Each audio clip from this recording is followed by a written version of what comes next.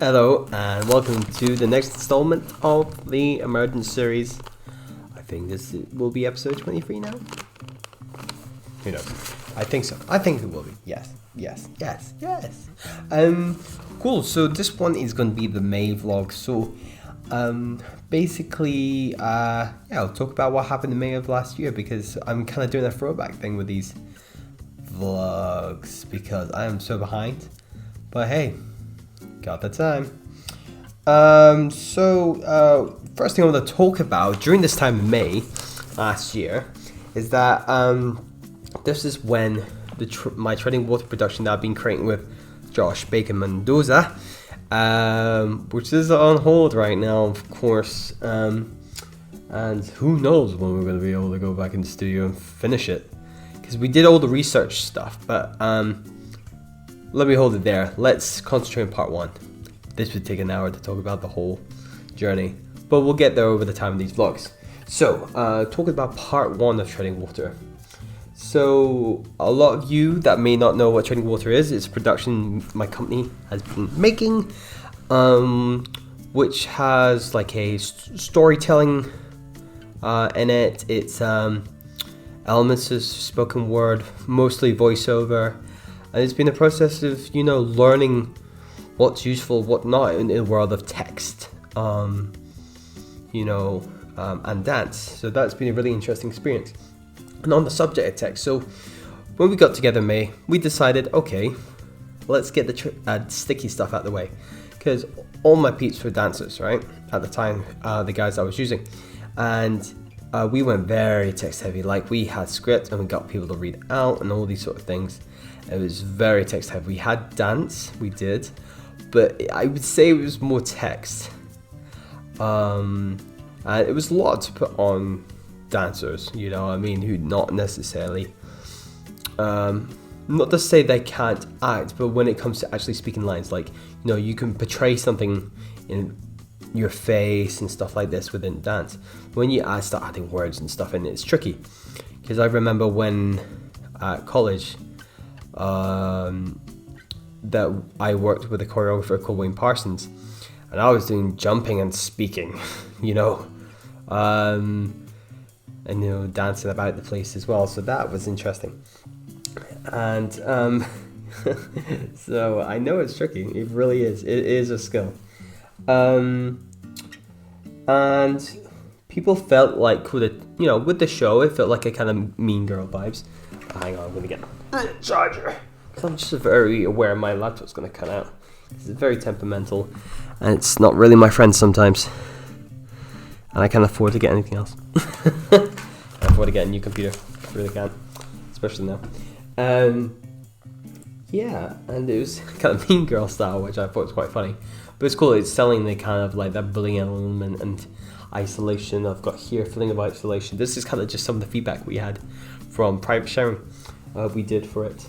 And that was something we did throughout. We did private sharings for all of the R&D, days, weeks that we did over a year. Like the narrative is there, which is good, which we wanted to achieve. It was just the actual text element that was too much. And I'm saying there was a lot of text element, a bit too much. Keep saying that, keep repeating. Just as bad as that process was. Oh no, that sounded bad. It was a good process. We learned a lot. And in terms of like, touched on the bullying element, like Mean Girls thing there. And actually someone said it'd be really interesting how to do outreach, and that's actually something we'd really like to do. Like, so once, the hope is going forward, once everything sorts itself out with the virus, is that we're looking at doing like 2 weeks worth of production, and then on the last day we're doing the preview, you know what I mean?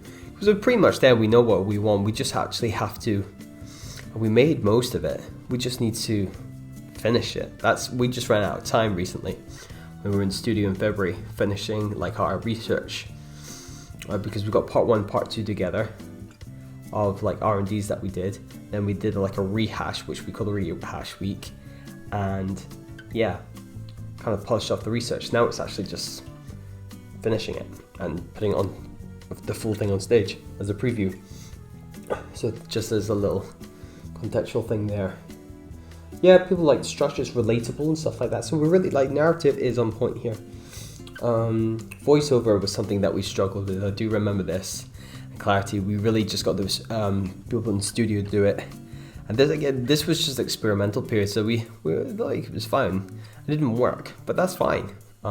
We still kept voiceovers, but we did get some better voiceovers for this rehash week that we did in February. So much better. And then when it comes to the final thing, we get in an actual proper studio and we record some good vocals, bruh. But yeah, that has something that has improved, I can tell you that.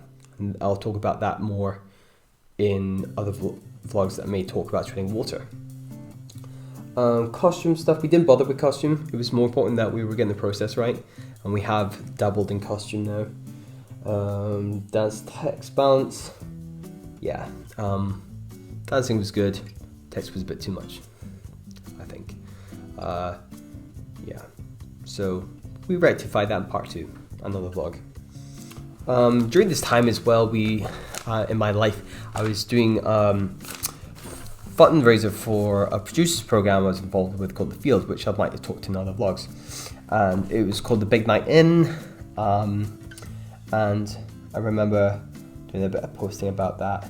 There's other marketing team, Raffle prize and stuff. Everybody loves a good raffle, and that's something I maybe would be good for like a night as well if we, as an EQ dance co that is, did a thing. That'd be kind of cool. So what kind of prizes would you like? You know, I remember there was like a Hova Schechter intensive workshop ticket. We got some sick prizes, by the way. We made so much money for the raffle, I tell you. So don't, you think raffles are cheesy? Don't, they work, right? And then just to kind of polish off this installment of the vlog, talk about one of the side hustles I was doing, which was massage. And this is when, during this time, end of April, May, I was doing like the part 1, which is the first part of the practical. And it was really good and I really enjoyed it, but as the time went on, I've lost the interest in it. A lot of stuff was going on in my life, and yeah, I felt like when I'm back for the second half and stuff, they just thought I couldn't be bothered studying properly. I mean, I passed the practical part when it came to going back and doing part 2 of the massage stuff, but the theory didn't really go well. I got 60%. I nearly passed the theory, which was 75. I was surprised, like, with the little study because I was so busy and I was had too much on plate. Real life stuff was going on, but no, I don't really give myself a hard time for it, you know. But yeah, just trying to get the clients in was difficult amongst everything. And then obviously coronavirus really put a stop to that. I mean, they did send stuff around about this time and how they complete it, but I was just like, you know, I'm over it. I didn't feel happy with the place anymore as well. The place I was doing out of was a different vibe from when I started. Turned out I didn't really enjoy going back. No, got with themselves, if I'm honest. So yeah, but that's fine. That's, you know, I feel life is a process of elimination. Like, I'm doing a lot of gaming now, and that's actually going really well, and I really fucking enjoy it. So, hey, what's meant for you won't go by you. I feel like I mumbled that. I'm tired. It's 2 a.m. right now. I said, what is meant for you won't go by you. Because I notice I mumble in videos sometimes, because usually I'm doing these things late at night. I'm a night owl, but yeah. Well, I'm gonna continue being a night owl. Thank you so much for watching the vlog. I was definitely more awake than the last vlog, I'll tell you that. Anyway, I'm in shelter. Maybe we could sleep at some point, so peace.